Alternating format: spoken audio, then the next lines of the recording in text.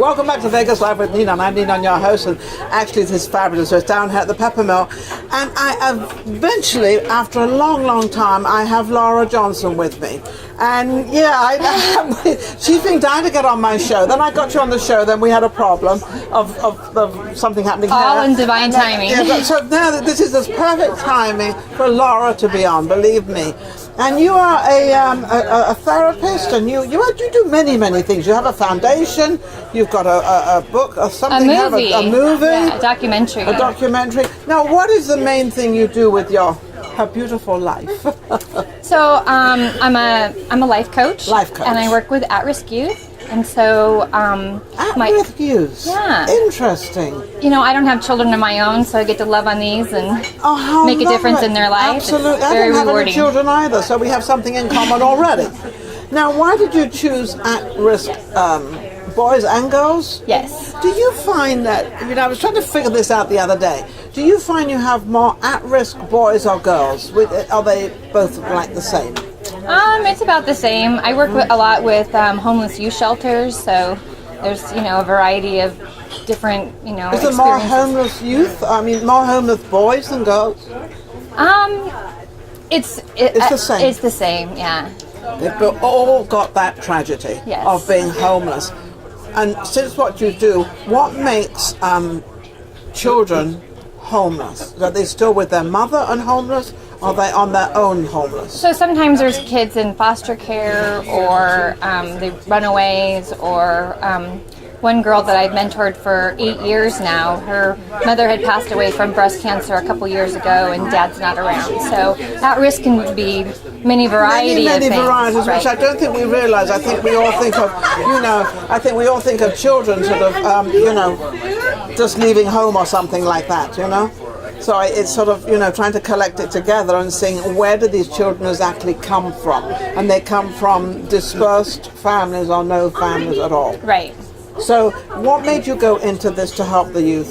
So back in 2009, I became a member of CEO Space. It's an entrepreneur club that offers, workshops and programs and whatnot. And I've been making jewelry since I was 12 years old. And my parents always said, in order to to do what you love, find something that you love to do and do it so well someone's willing to pay you for it. Well, absolutely, absolutely right, because if you do something you really love, you really do it well. Right, and it's not really work at that point, right? No, it's not work. But the funny thing is most things we really do well, we don't like and don't want to do. Right.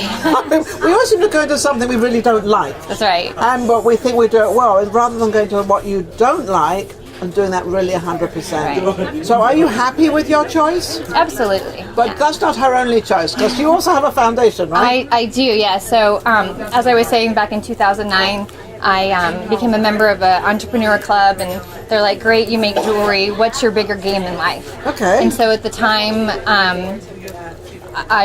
my niece was dealing with some issues, and so I thought, well, why don't, So then I started donating my time with kids in foster care. And so we were doing like vision boards, how to manifest your life, and jewelry workshops and whatnot. And you're teaching the kids to do this, how to manifest their life, not only just being in the foster home. Right. Cool. So I started donating my time in kids in foster care and started asking simple questions like, what would it be for you? What could change your life? What would be that one thing? And then when they started communicating with me what that would be, I was like, well, gosh, I could help you with that. Well, why don't I? So that's when you started. That's when I started. Amazing. And I love that. houseoftransformation.com is my foundation. You can reach me at houseoftransformation.com. Okay, great. Love that. Yeah. So I provide, like I said, jewelry workshops. So I teach the kids how to make jewelry, and then the kids that have a knack for it and actually enjoy making jewelry, I either hire them to string my designs and sell through different distribution channels, or we do fundraiser jewelry, and that jewelry we give half the proceeds back to whatever foundation or charity we're working with. So, and then you do something else. We've got this. This is Dream Catchers.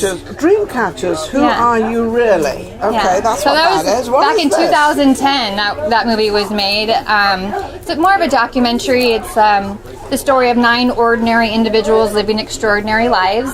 And my little part in there was basically taking the teachings of The Secret to manifest, the light that you desire. I love that. So I made a vision board and went to 15 countries in 5 years. I had no idea how I was going to get there, but knew in my heart I wanted to go, and it was part of my destiny. And the possibilities of the money showed up. You go out there with a challenge, That's don't right. you? So I love that, because what actually Laura's doing is giving you, other women out there, the inspiration of doing all these different things. You don't have to just go from a 9-to-5 job every day.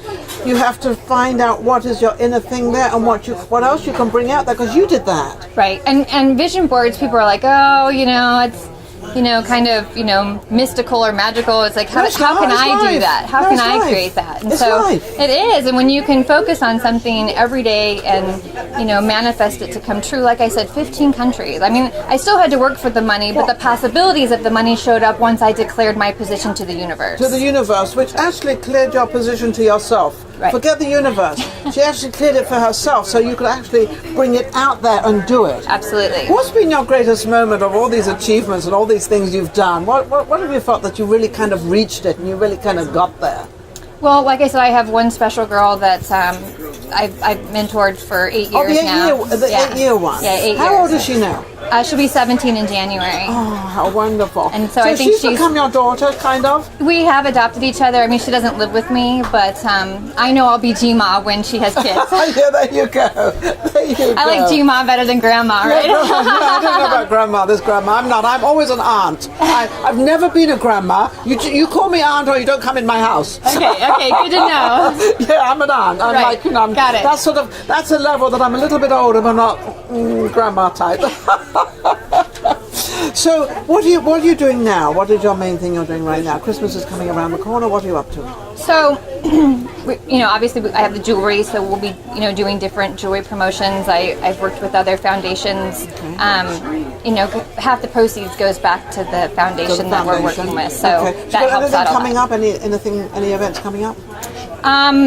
Not that I know of. Not yet. Nothing's booked yet. But hey, maybe this will create an opportunity. This will create an opportunity for her to join. Yeah, try to go into it. Where can they reach you, by the way? Houseoftransformation.com. Houseoftransformation.com is the best place to reach. And you can transform anybody, it seems like. Absolutely. But my heart lies with the younger generation. But also, women out there, I was just thinking you could help these women out there. You don't have to do this 9-to-5 job all the time. Absolutely. Start creating something on the weekends or when you get home from work or whatever the case may be. Absolutely. So we are doing, I'm working with Help of Southern Nevada. It's a homeless youth shelter. Okay. And so in February, a week or two before Valentine's Day, we'll be doing a fundraiser and selling the jewelry for Valentine's Day. And then the money that we make for that fundraiser in May before Mother's Day, we'll do a fashion show. And so I'm going to... Everything sort of, lined up and everything. So have you ever seen the cut-up T-shirts where you can braid them and create different artwork? No, I haven't yet. Well, I'll have to show you. But I didn't bring any with me today. But I'm going to teach them how to repurpose clothing. So, God, I have a stack of T-shirts that I never use. Well, bring on down. Absolutely, that'd be great. And you can cut them all up and do what you need to do. Absolutely. Put beads in between them. Is that what you do? Well, we create a design for the shirt, and then what I'm going to do with the girls is let them be the designers to repurpose the clothing and then make jewelry, and then they're the models as well, so they get to be designer and model. That's so funny, because on Shark Tank, I think it was this week, but I do believe it was some time ago. Huh? I love Shark Tank. Yeah, so do I. But they had designing T-shirts where they had these kids putting their own design. So they would send in their design and they would print it up for them and they would sell them. And some of the proceeds went to wherever it went to. I don't know. But that's a great idea. Laura Johnson, absolutely amazing. Don't forget to reach out to her. We'll be right back. Vegas Live with Ninon. Do you love the stories of Las Vegas? If you love the stories of Las Vegas, you need to subscribe and tune in to Vegas Live with Ninon.